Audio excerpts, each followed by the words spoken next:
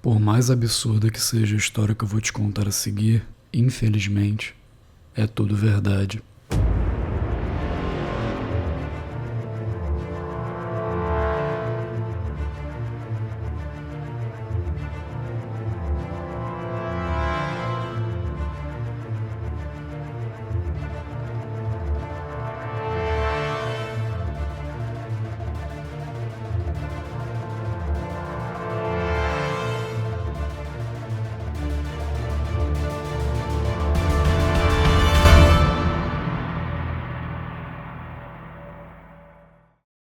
Nas últimas décadas, um rápido crescimento econômico colocou a China no topo das maiores potências do mundo, se equiparando aos Estados Unidos em termos econômicos, políticos e militares. Entretanto, uma grande potência não vive só de produtos e serviços. São necessárias fontes de energia para sustentar todo esse império, e é aí que entra Xinjiang. Essa é uma das regiões mais importantes da China faz séculos. Essa província servia como a principal conexão terrestre da China com o resto da Ásia e, consequentemente, com o resto do mundo. É lá que estão 25% das reservas de gás, 25% do petróleo e 38% das reservas de carvão. Isso tudo parece muito bom, mas aos olhos da China havia um grande problema: as pessoas que moravam por lá.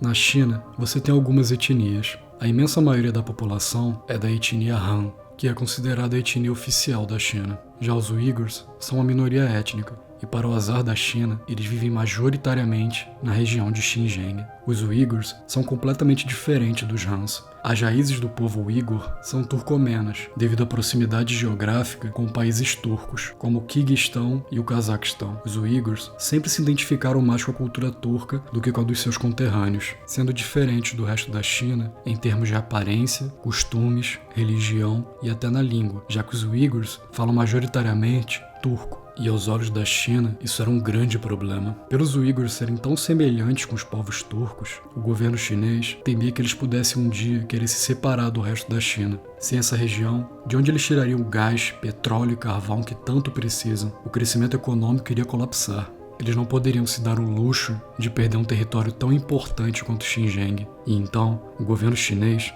pensou em um plano para acabar com os Uigurs em Xinjiang pouco a pouco e retomar sua autonomia na região, de modo que o resto do mundo só fosse perceber quando fosse tarde demais. E o plano deu certo.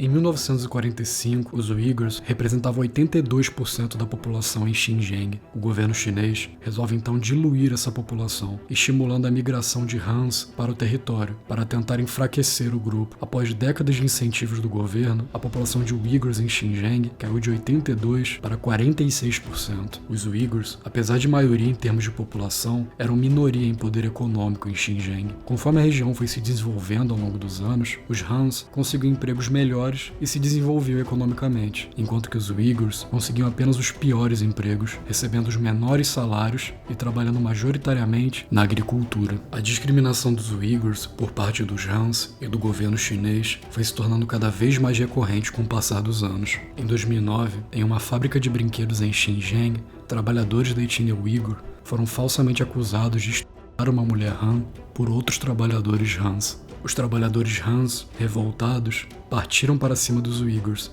e, como resultado, 118 pessoas ficaram feridas e 2 Uigurs foram brutalmente. Após a morte dos 2 trabalhadores, os Uigurs se revoltaram e começaram uma onda de protestos contra a discriminação que sofriam pelos Hans e pelo governo chinês. Os protestos acabaram sendo extremamente violentos. Os Uigurs partiram para cima dos Hans, destruindo lojas, incendiando carros e agindo com violência generalizada, resultando em mais de 1.000 feridos e na morte de 184 pessoas, que segundo o governo chinês foi de maioria Han. Durante os protestos, a China cortou as conexões de internet e telefone de Xinjiang, e a cidade foi invadida pela polícia, que começou a reprimir os protestos. A ONG Human Rights Watch relatou que durante esse processo, cerca de 43 Uigurs desapareceram misteriosamente. Algumas fontes contam que o protesto começou de forma pacífica, outras contam que os Uigurs partiram para a violência logo de cara. Devido à fama que a China tem de esconder a verdade tanto da sua população quanto do resto do mundo, nós não temos como ter certeza. Mas no fim, mais de 1000 pessoas foram presas, 26 pessoas receberam pena de morte e algumas outras receberam sentenças entre 5 anos e prisão perpétua. Esse episódio fomentaria ainda mais o pavor que o governo chinês sentia dos uigures se rebelarem contra o Estado. 4 anos se passaram desde os protestos. O ano é 2013 e a China iniciou um enorme projeto, a Nova Rota da Seda. A iniciativa visava reforçar ainda mais as relações comerciais da China com o resto do mundo e aumentar o seu poder político, militar e econômico. O projeto traria uma brutal expansão da malha ferroviária, criação de rodovias, ampliação dos encanamentos de gás, construção de uma rede enorme de fibra ótica e muito mais. Com isso, a China conseguiria aumentar ainda mais sua influência no mundo, reforçando a parceria com mais de 70 países. O projeto custaria cerca de US$ 1 trilhão. Para se ter uma noção, o PIB do Brasil foi de 1,6 trilhões de reais em 2021. Então, se você pegar metade de tudo que o Brasil produziu em 2021, ainda não seria o bastante para pagar o projeto. E qual seria o lugar perfeito para investir todo esse dinheiro e implementar tudo isso? E a China não ia dar mole.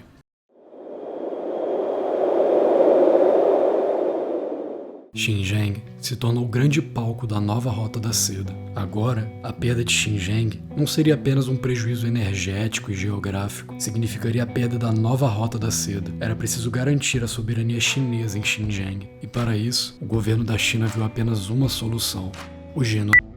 Em 2016, começaram as primeiras campanhas contra os uigures. Essas campanhas iriam pouco a pouco ceifar a cultura, a liberdade e, por fim, as suas vidas.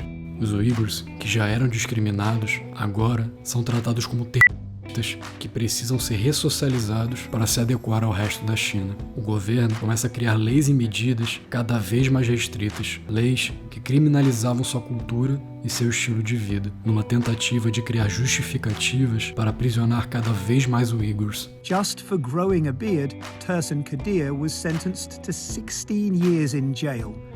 Goods that are deemed dangerous are tightly controlled. If you want to buy a knife in this cutlery shop, for example, the purchase is tied to your ID. 这个叫二维码，这个叫二维码编号，然后直接雕刻，用激光刻上就可以了。就是一个身份证画面上面，然后一读卡，这个叫身份证照片、身份证号码，然后民族。 Residents have different levels of freedom based on factors like ethnicity and religious practices. Xinjiang se torna um estado ainda mais tirano. Câmeras são instaladas por todos os lados. Pontos de controle foram criados para fiscalizar os uigures, que eram forçados a passar por esses pontos múltiplas vezes no dia. E neles, os uigures eram identificados e revistados. 我喜欢逛街，但是我一去逛街就要查个身份证的话，造成的困扰我就。他的民族身份、维吾尔族、无业人员、有护照、每日礼拜，这是给人打分，判断这个人是防行人员还是一般人员还是不防。把就打的吧我，而且土行打的，把牙打掉了，土打掉了。 E eram obrigados a mostrar seus celulares para que se verificasse a presença de qualquer conteúdo ou aplicativo proibido em seus telefones. Spent more than a year in the Chinese camp system just for having WhatsApp on her phone. Cada passo, cada ação, cada palavra dos uigures era ostensivamente vigiada pelo governo, que caçava a menor oportunidade para poder acabar com os uigures em Xinjiang. Mas e quando um uigur não cometia crime nenhum? Sem problemas. O governo poderia alegar que por qualquer razão que fosse, o indivíduo estaria prestes a cometer um crime e que para evitar que esse suposto crime acontecesse, eles deveriam levá-lo embora. 这样的问题，我从一个走向犯罪边缘的一个回到了 正常的社会状态，成了一个遵纪守法的公民。 Mas para onde a China estava levando eles?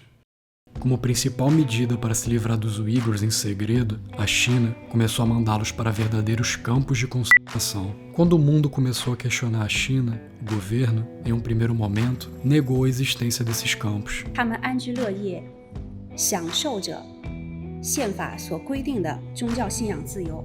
所以呢，根本不存在你刚才提到的一些报道当中说的所谓的新疆维族人的问题。 Mas o resto do mundo não engoliu essa mentira. Milhares de jornalistas e ativistas ao redor do planeta se reuniram para investigar e buscar a verdade. Eles começaram a vasculhar a internet, em busca de provas de que os campos de concentração de fato existiam. Milhares de documentos, sites e propagandas do governo foram revirados, mas a principal prova de que a China estava mentindo caiu do céu.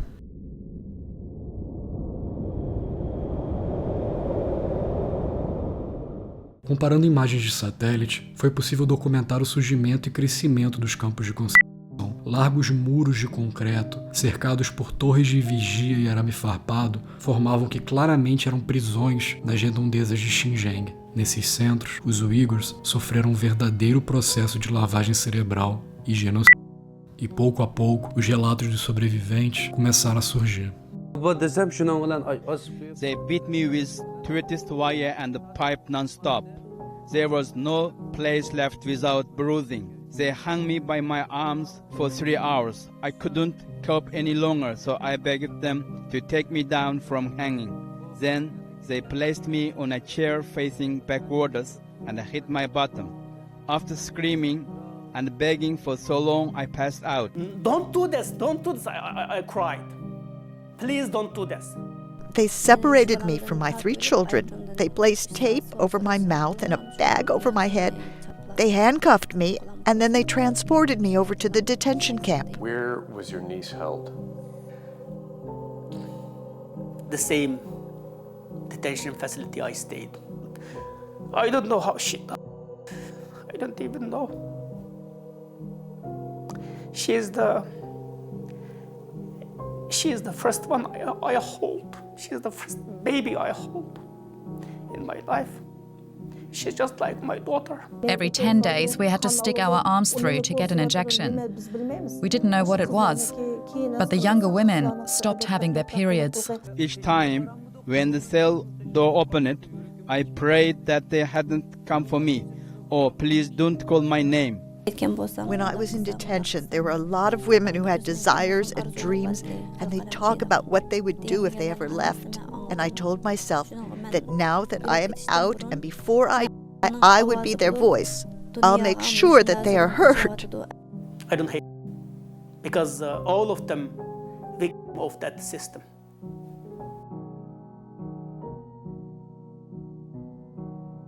Os Uigurs presos eram forçados a negar sua cultura e sua religião, e a celebrar a cultura do resto do país e apoiar o Partido Comunista Chinês. As notícias se espalharam como fumaça, e vários governos e ONGs de direitos humanos de todo o planeta começaram a questionar a China. E o governo precisava dar uma resposta. Após ser confrontado com as evidências, o governo chinês mudou sua versão da história. O governo admitiu que os centros de fato existiam, mas que não eram campos de tortura. Eram apenas escolas para ressocializar os uigures extremistas. E não somente isso, o governo chinês decidiu convidar grupos de jornalistas para ver de perto as instalações. Mas é claro que tudo não passou de um grande teatro.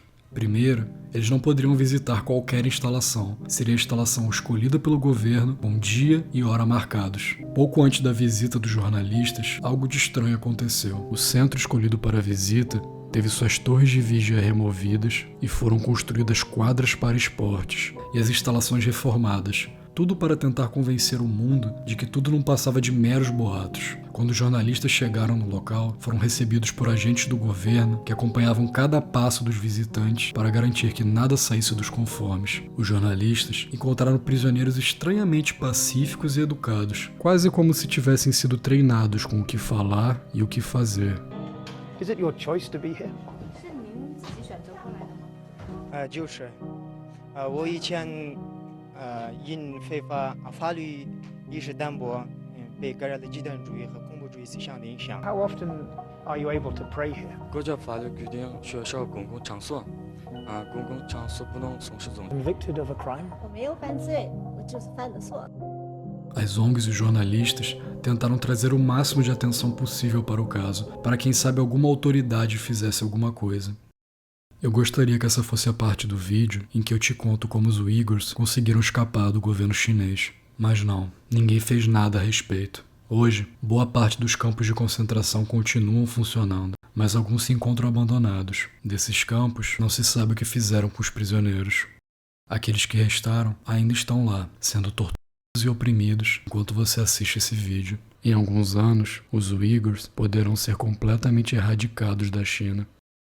Hitler nasceu novamente, só que dessa vez ele conseguiu o que queria.